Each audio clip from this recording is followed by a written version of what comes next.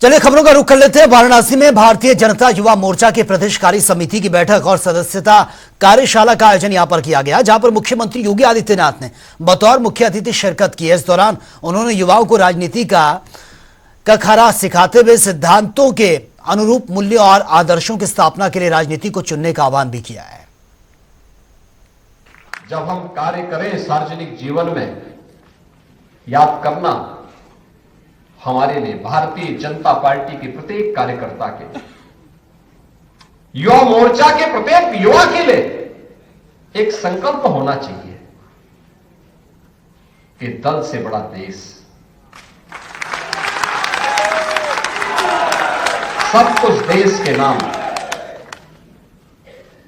मेरा हर काम देश के नाम, मेरा हर काम देश के नाम होगा। इसके बगैर हम सोच भी नहीं सकते।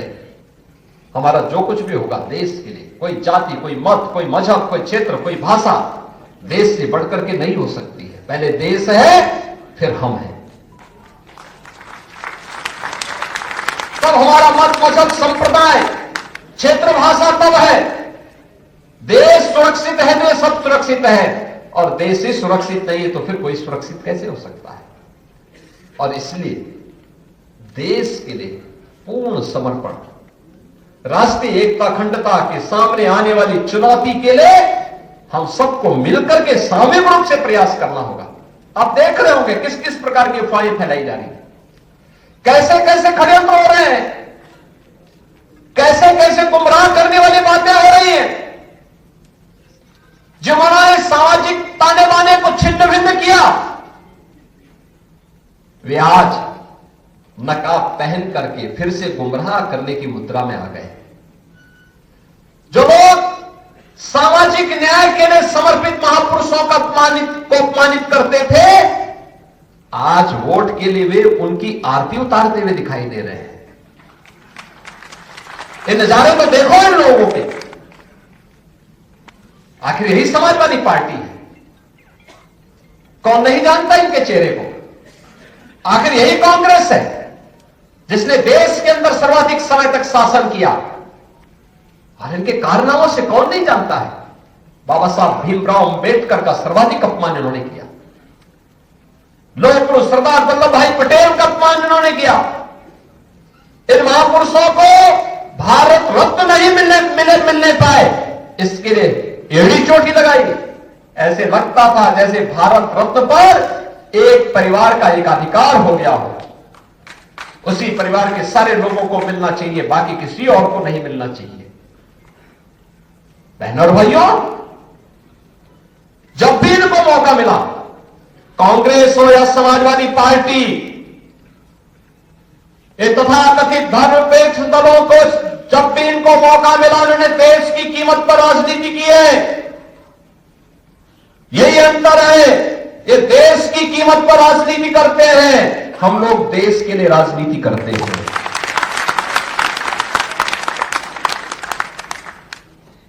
उनके लिए अपनी राजनीति सर्वोपरि है, हमारे लिए देश सर्वोपरि है। उन्होंने सामाजिक ताने बाने को छिन्न भिन्न किया, हमने सामाजिक एकता के लिए पूर्ण समर्पण भावों के साथ कार्य किया। हमने जाति के नाम पर, क्षेत्र और भाषा के नाम पर किसी को नहीं विभाजित किया। और बहराइच के महसी इलाके में खूंखार शिकारी भेड़ियों का आतंक खत्म होने का नाम नहीं ले रहा है। एक तरफ वन विभाग की टीम भेड़ियों को पकड़ने में जुटी है, तो दूसरी तरफ नरबक्षी भेड़िया हमला करने से पीछे नहीं है। नरबक्षी भेड़िए ने एक बार फिर से 2 लोगों पर यह अटैक किया है और वन विभाग को इन्फॉर्म कर दिया गया है। वन विभाग ने चेतावनी दी है कि जहां एक मासूम और एक वृद्ध को अपना शिकार बनाया, तो घायलों को सामुदायिक स्वास्थ्य केंद्र में फिलहाल इलाज भी चल रहा है और दोनों की हालत नाजुक बताई जा रही है। भेड़िया प्रभावित इलाकों में ग्राउंड जीरो से देखिए जनता टीवी की एक्सक्लूसिव रिपोर्ट। आखिरकार 10 किलोमीटर लंबा रास्ता, 5 किलोमीटर ट्रैक्टर से और 5 किलोमीटर पैदल और रास्ता तय करने के बाद जनता टीवी की टीम उस स्थान पर आ चुकी है जहां पर आज सुबह भेड़िए को लोकेट किया गया था। आप देख सकते हैं ये घाघरा की कछार का वो क्षेत्र है जहां पर पानी भरा हुआ है और जहां पर घाघरा नदी के तमाम नाले निकले हुए हैं और यही वो आदमखोर भेड़िए का वो निवास स्थान है जहां पर वो लोकेट नहीं हो पा रहा है। ये कहा जा रहा है कि यही वो सबसे मुफीद क्षेत्र है जो लगातार भेड़िए के लिए काफ़ी मुफीद साबित हो रहा है। आज सुबह यहाँ पर उस भेड़िए को लोकेट किया गया था और ये बताया जा रहा है कि वन विभाग ने उसको कैद करने के लिए जाल बिछाया था, लेकिन अचानक वो जाल फांद करके बाहर निकल गया और वन विभाग की टीम उसे रेस्क्यू नहीं कर पाई। आप ठीक मेरे पीछे देख भी रहे हैं कि लगातार जो है ये घाघरा नदी बह रही है। यहाँ से ठीक 3 किलोमीटर बाद सीतापुर का जनपद शुरू होता है और उसके ठीक बाईं तरफ अगर आप देखेंगे तो बाईं तरफ जो है वो लखीमपुर जिला शुरू होता है। ये इलाका कुल मिलाकर के यानी बहराइच, सीतापुर और लखीमपुर ये 3 जनपदों की सीमा का वो बॉर्डर इलाका है जिसे जो है वो तिकोनी पुरवा के नाम से या कोनी पुरवा के नाम से भी जाना जाता है। ये पचदेवरी ग्राम सभा का कोनी पुरवा का वो कछार क्षेत्र है जहां पर आज सुबह भेड़िए को लोकेट किया गया था। हालांकि तमाम वन विभाग की टीमें यहां लगी हुई हैं। प्रशासन ये दावा कर रहा है कि हम जल्दी ही भेड़िए को पकड़ लेंगे, लेकिन फिलहाल भेड़िया वन विभाग और प्रशासन की पहुंच से दूर है और लगातार वो आदमखोर होता जा रहा है। हालांकि वन विभाग ने अब तक 4 भेड़ियों को रेस्क्यू किया है और वन विभाग के अनुसार अभी 2 आदमखोर भेड़िए इस क्षेत्र में लगातार घूम रहे हैं। आज देर रात उन्होंने जो है वो 2 लोगों को अपना शिकार बनाया, लेकिन सौभाग्य था कि उन दोनों लोगों की जान बच गई और उन दोनों घायलों को महसी में भर्ती कराया गया। लेकिन अब ये घाघरा का जो कछार क्षेत्र आप देख रहे हैं ये इतना मुफीद इलाका भेड़िए के लिए है कि यहाँ वन विभाग लगातार कई दिनों से रेस्क्यू ऑपरेशन चलाने के बावजूद भी भेड़िए को पकड़ने में सफल नहीं हो पाई है। अब देखना यह होगा कि महसी इलाके के इस कछार के क्षेत्र में इस भेड़िए का आतंक कब खत्म होता है और इस आदमखोर भेड़िए के साए में यहाँ के लोग कब तक जीने को मजबूर रहेंगे। जनता टीवी की टीम लगातार भेड़िया के सर्च अभियान में ग्राउंड जीरो पर है और आप देख रहे हैं कि लगातार हम उस स्थान की ओर बढ़ रहे हैं जहां पर आज सुबह जो है वो भेड़िए की होने की सूचना मिली। यह इलाका वो इलाका है जो महसी विकासखंड के पचदेवरी ग्राम सभा का है जिसे कोनी पुरवा के नाम से जाना जाता है। आप ठीक मेरे आसपास देख रहे होंगे कितनी जंगल झाड़ियां हैं और ये इसी वजह से भेड़िया या अन्य वन जीवों के लिए काफ़ी मुफीद क्षेत्र साबित होता रहा है। उसका कारण ये रहा है कि यहाँ पर जो है वो उनके जो खाने पीने के लिए जो भी चीज़ें होती हैं, चाहे वो छोटे जंतु हों बड़े जंतु हों, लगातार जो है यहाँ पर मुहैया होते हैं। हमारे साथ तमाम ग्रामीण भी इस मुहिम में लगातार चल रहे हैं और हम लोग लगातार उस स्थान पर जाने का प्रयास कर रहे हैं, उस रास्ते पर हैं जहाँ पर जो है वो भेड़िए के होने की सूचना है। और हम सभी लोग 3 किलोमीटर ट्रैक्टर की यात्रा करके आए, उसके बाद लगातार जो है वो 5 किलोमीटर से पैदल चल रहे हैं क्योंकि ये पैदल का ही इलाका है। यहाँ पर पैदल के अलावा और किसी भी तरीके से आप इस स्थान पर नहीं पहुँच सकते। इतना दुरूह इलाका है, ये घाघरा का कछार क्षेत्र है जिससे यहाँ पर सीतापुर की सीमा और लखीमपुर की सीमा यहाँ से शुरू होती है और इसी कारण ये इतना दुरूह क्षेत्र है जहाँ पर सर्च ऑपरेशन चलाना भी काफ़ी मुश्किल हो रहा है और इसी कारण वन विभाग को काफ़ी समय भी लग रहा है। हालांकि आप देख रहे होंगे कि ये कितना बीहड़ इलाका है जिसमें ये देखिए घास लगी हुई, पानी भरा हुआ है। हमारे साथ तमाम ग्रामीण चल रहे हैं जो लाठी डंडा लेकर के लगातार हमारे साथ सर्च अभियान में जारी हैं। ये सूचना है कि इसी रास्ते पर हम लोग आगे चलेंगे। वहां पर आज सुबह भेड़िए के ट्रैक होने की सूचना मिली थी जहां पर ये बताया जा रहा है कि लगातार अभियान चल रहा है। थोड़ी देर में हम वहां पहुंचेंगे और आपको वहां से ग्राउंड जीरो की रिपोर्ट दिखाएंगे कि वहां इस समय किस तरीके का सर्च अभियान चल रहा है। आदमखोर भेड़िया ऑपरेशन लगातार जारी है और अब हम उस स्थान पर पहुंच चुकी है जो वन चौकी का क्षेत्र कहलाता है। मेरे ठीक पीछे आप देख रहे हैं कि ये वन विभाग का बोर्ड लगा हुआ है जहां पर तमाम प्रकार के वृक्षारोपण कराए गए और ये काफी पर्यावरण की दृष्टि से काफी हरा भरा इलाका है, काफी जो है वो घना इलाका है और जंगली क्षेत्र है और इसी कारण से ये भेड़िया का काफी मुफीद क्षेत्र है और इसी कारण से पिछले 2 महीने से भेड़िया पूरे शासन प्रशासन को छकाए हुए है। यहाँ तक कि 90 गाँव में जो सर्च ऑपरेशन चल रहा है वो भी इसी मुफीद क्षेत्र के कारण जो है वो संभव नहीं हो पा रहा है। इस समय हम सब लोग जनता टीवी की टीम लगातार ग्राउंड जीरो पर है और लगातार आपको दिखा रही है कि भेड़िए की ट्रैक होने की जो सूचना मिली है उस स्थान पर लगातार हम जा रहे हैं। ऑपरेशन भेड़िया लगातार जारी है जनता टीवी की टीम इस समय एक्सक्लूसिव ग्राउंड जीरो पर है, जहां पर कुछ देर पहले ये जानकारी मिली है कि यहां पर भेड़िया हो सकता है। हम लगभग 5 किलोमीटर की यात्रा ट्रैक्टर से करके आए हैं और उसके बाद ट्रैक्टर भी आप देख रहे हैं कि पीछे खड़ा हुआ है, वो भी पानी में फंस चुका है। अब हम सब लोग उस भेड़िया प्रभावित क्षेत्र में है जहाँ कुछ देर पहले भेड़िए की लोकेशन ट्रेस हुई है। ये बताया जा रहा है कि कुछ देर पहले इसी क्षेत्र में जो है भेड़िया देखा गया है। ये आदमखोर भेड़िया इतना खतरनाक है कि पूरा जिला प्रशासन, पूरे वन विभाग की टीम पिछले कई दिनों से लगातार कवायद कर रही है, लेकिन इसके बावजूद भी वो जो है वो लगातार जो है वो सबकी पहुंच से दूर है और लगातार लोगों को छका रहा है। साथ ही साथ इतने सब जागरूकता अभियान, इतने वन विभाग के सभी प्रकार की कवायद के बावजूद उसने कल 2 लोगों पर हमला किया। ये अलग बात है कि वो अपने हमले में कामयाब नहीं हो पाया, वो 2 लोगों को शिकार नहीं बना पाया और दोनों लोगों की जान बच गई। लेकिन फिलहाल ये इतना दुरूह इलाका है, आप तस्वीरों में देख रहे हैं कि जिस तरीके से हम लोग नीचे पानी भरा हुआ है, यहाँ पर आसपास आने जाने के लिए किसी भी प्रकार का कोई साधन नहीं है, केवल यहाँ पर पैदल ही आया जा सकता है। आप मेरे दाहिनी तरफ ये तस्वीरें देख रहे होंगे कि चारों तरफ गन्ने का खेत है, नीचे देख रहे होंगे तो पानी भरा हुआ है, पूरी तरीके से गाँव धान के खेत हैं। यहाँ किसी भी तरीके का कोई भी जो है वो आवागमन मुहैया नहीं हो सकता, केवल नीचे भी पानी भरा हुआ है। हम सब लोग इसी पानी में चल करके जो है वो लगातार उस लोकेशन पर जाने का प्रयास कर रहे हैं जहाँ पर थोड़ी देर पहले भेड़िया ट्रेस हुआ है। बहराइच के महसी तहसील के 3 दर्जन से अधिक गांव में लगातार ऑपरेशन भेड़िया जारी है।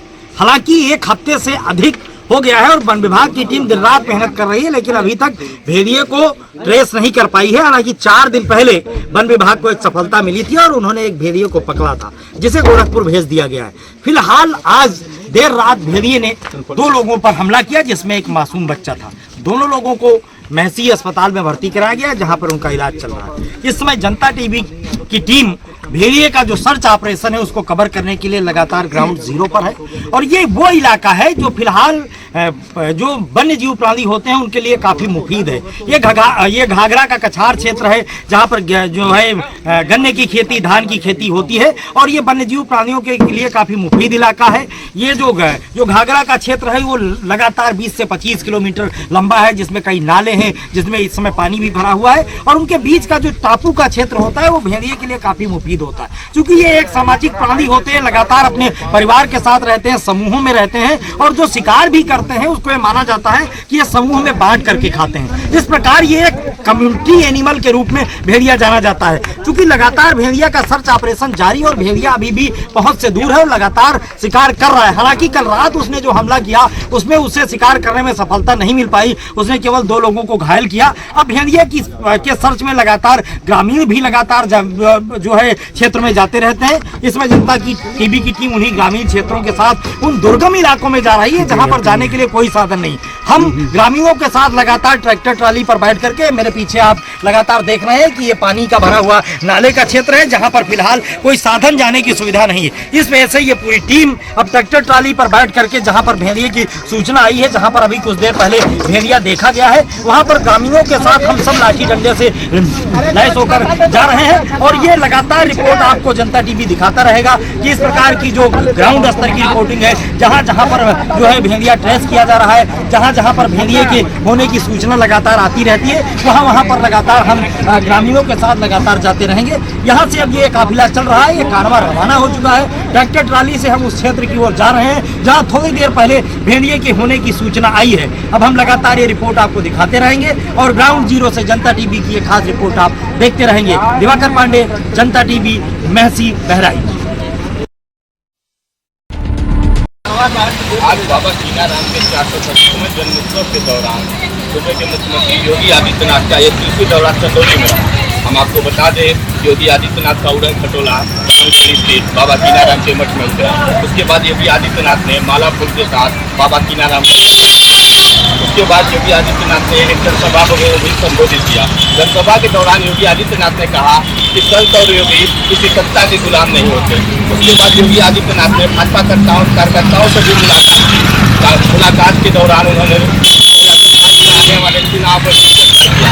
साथ ही हम आपको बता दें कि योगी आदित्यनाथ और बाबा कीनाराम का लगाव काफी लंबे समय से रहा है। इससे पूर्व भी बाबा कीनाराम के जन्मोत्सव में योगी अपनी हाजिरी दे चुके हैं। और मैं आपको बता दूं कि राजकीय मेडिकल कॉलेज जो चंदौली में बना है उसका भी नाम बाबा कीनाराम के नाम से योगी आदित्यनाथ में रखा है। कैमरा पर्सन सुदर्शन के साथ धर्मेंद्र कुमार गुप्ता, जनता टीवी, चंदौली। नगरी प्रयागराज, जहां कई बार देखा जाता है सड़क दुर्घटना होती है, मगर इसके जो पीछे वजह होती है वो काफी चौंकाने वाली होती है। प्रयागराज में खुलेआम यातायात नियमों का जहां उल्लंघन हो रहा है, जहां ज्यादातर लोग बिना हेलमेट के वाहन चला रहे हैं, तो मगर ऑटो चालक भी खुलेआम नियम कानून की धज्जियां उड़ाते दिखाई दिए हैं। जहां ऑटो पर लटक कर ऑटो चलाते ऑटो चालक दिखाई दिए हैं, तो साथ ही प्रयागराज की सड़क जो कि मेडिकल से लेके आपको हनुमान मंदिर तक सड़कों पर गाड़ी और पशु एक साथ दौड़ते दिखाई देंगे, जिससे कभी भी बड़ी दुर्घटना हो सकती है। जिस तरह से लापरवाही हो रही है उससे एक बड़ा हादसा प्रयागराज में हो सकता है। वहीं अगर बात करी जाए अन्य यातायात नियमों की, तो जिस तरह से प्रयागराज में उल्लंघन हो रहा है उससे कहीं ना कहीं अपनी जिंदगी से लोग खिलवाड़ कर रहे हैं। मगर बात करी जाए पुलिस की, तो पुलिस जिस तरह से चेकिंग चला रही है और जगह जगह लोगों को यातायात नियम के लिए प्रेरित भी कर रही है, मगर उसके बावजूद लोग नियम कानून का उल्लंघन करने से बाज नहीं आ रहे हैं। मगर अब नगर निगम और पुलिस दोनों को ही इस मामले में कमर कसनी होगी। जहां पुलिस को यातायात नियम का सख्ती से पालन कराना होगा, तो नगर निगम को सड़कों पर घूम रहे आवारा पशुओं पर भी लगाम लगानी होगी, जिससे कई बार लोग दुर्घटनाग्रस्त होते हैं। जनता टीवी के लिए सैयद मोहम्मद आमिर, प्रयागराज। गोरखपुर पुलिस ने एक आज बड़ा खुलासा किया है। आपको बता दें कि फर्जी तरीके से पैथोलॉजिस्ट चलाने वाले 3 साथियों को पुलिस ने गिरफ्तार कर लिया है और बाकी बचे लगभग गैंग के और भी सदस्यों की लगातार पुलिस तलाश कर रही है। आपको बताते चले कि गोरखपुर के एक रेडियोलॉजिस्ट डॉक्टर राहुल नायक ने बाकायदे गुलरिया थाने पे तहरीर दी थी कि उनके डिग्री का फर्जी तरीके से अन्य अस्पतालों में इस्तेमाल किया जा रहा है, जिसको लेकर पूरी तरीके से एसएसपी ने एक टीम गठित की और बाकायदे एसपी सिटी के नेतृत्व में बाकायदे इस डिग्री का जो इस्तेमाल किया जा रहा था वो बनारस से लेकर गाजीपुर और गोरखपुर में जो है उसका इस्तेमाल किया जा रहा था, जिसको लेकर 3 संचालकों को बाकायदे अरेस्ट कर लिया गया है। और जो एक मेन एक्स है जो पैसे लेकर बाकायदे इस डिग्री को लोगों को प्रोवाइड कराता था, उसकी तलाश बाकायदे पुलिस कर रही है और जल्द ही वो भी पुलिस की गिरफ्त में होगा। तो कहीं ना कहीं जो डॉक्टर्स की डिग्री फर्जी तरीके से इस्तेमाल किया जाता था उसको लेकर पुलिस की पूरी तरीके से पैनी नजर है और बाकायदे लगातार इन्वेस्टिगेशन जारी है। सुभाष गुप्ता, जनता टीवी, गोरखपुर। बुलंदशहर के रोडवेज बस चालक की लापरवाही का एक मामला सामने आया है। बताया जा रहा है कि रोडवेज बस चालक बिना फिटनेस के वर्कशॉप से बस को बाहर निकाल लाया, जिसकी वजह से बस के ब्रेक फेल हो गए और सामने दुकान में जा घुसी। बस के जैसे ही दुकान में घुसी, आसपास के बैठे लोगों में हड़कंप मच गया और अपनी जान बचाने के लिए इधर उधर भागने लगे। हालांकि जब बस इस दुकान में घुसी तो दुकान में रखे सामान का नुकसान हो गया। वहीं दुकानदार की जो मोटरसाइकिल थी वह भी बस के नीचे आ गई, जिससे दुकानदार ने बताया कि उसे लाखों रुपए का नुकसान हुआ है। वहीं पीड़ित ने कहा है कि जो नुकसान हुआ है वह ड्राइवर से दिलाया जाए। वहीं जब हमने रोडवेज के अधिकारियों से इस विषय में बात करनी चाहिए तो उन्होंने कैमरे पर कुछ भी बोलने से मना कर दिया। हालांकि जो नुकसान है उसकी भरपाई का उन्होंने वादा जरूर किया है कि दुकानदार को जो उसका नुकसान हुआ है वो दिलवाया जाएगा। संजीव भट्टागर, जनता टीवी, बुलंदशहर। संगठन के जिला अध्यक्ष की तिवारी की अगुवाई में महापंचायत का हुआ आयोजन। दूर दराज से पहुंचे सैकड़ों किसानों ने पंचायत में लिया प्रतिभाग। आपको ताकि दें पूरा मामला जनपद कानपुर देहात के रसूलाबाद तहसील क्षेत्र के असालेगंज स्थित सैनिक गेस्ट हाउस का है, जहां पर महापंचायत भारतीय किसान के संगठन के द्वारा आयोजित की गई थी। कुछ किसानों की समस्याओं को लेकर किसानों ने अपनी बात रखी और ऐसे में किसान संगठन के जो जिला अध्यक्ष थे विवेक तिवारी उनको उन समस्याओं से अवगत कराया गया। साथ ही उप जिलाधिकारी नीलिमा यादव को संबोधित ज्ञापन राजस्व अधिकारी अनिल कुमार को किसान संगठन के पदाधिकारियों ने सौंपा, जहां पर उन्हें बिजली की समस्या, आवारा गौवंशों की समस्या और गौशालाओं में गौवंशों की स्थितियों को लेकर ये ज्ञापन दिया गया है। वहीं पर मांग की गई अगर किसानों की विभिन्न समस्याओं का निराकरण समय से नहीं होता है तो किसान संगठन एक बड़ा आंदोलन करेगा। हालांकि लगातार किसान संगठन किसानों की आवाज बनकर कहीं ना कहीं किसानों के साथ खड़ा है। और एक बार फिर ये महापंचायत का जो आयोजन किया गया, इसमें दूर दराज से किसानों ने भारी संख्या में पहुँच कर इस कार्यक्रम को सफल बताया है। और ऐसे में बैठक में अब देखना ये होगा कि किसानों की समस्याओं को लेकर लगातार आवाज उठाई जा रही है। आखिर वो समस्या कब दूर होगी और कब इन किसानों की आवाजों को जिम्मेदार सुनेंगे। विशाल सिंह तक ये रसूलाबाद कानपुर।